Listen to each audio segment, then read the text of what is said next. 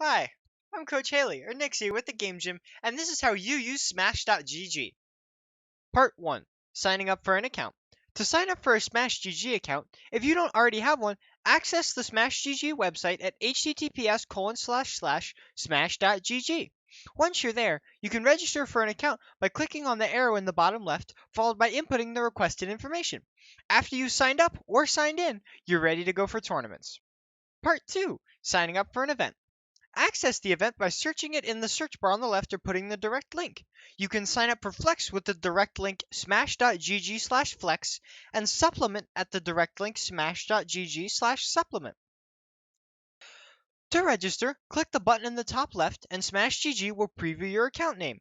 Click the box to sign up for the event that you want, and then input your contact information if it's not already in the box, along with the other things that the TO or tournament organizer requests to be filled out. After that, you'll be able to pay for your event on the next page, or if it's an in-person event, defer your payment to when you arrive, and then you're good to go. Look out for an email from Smash.gg on the day of the tournament with further instructions on how to make it to the event and play your bracket matches. And if you have any questions, please reach out on the Game Gym's official Discord server. Thanks for watching, and have a nice day.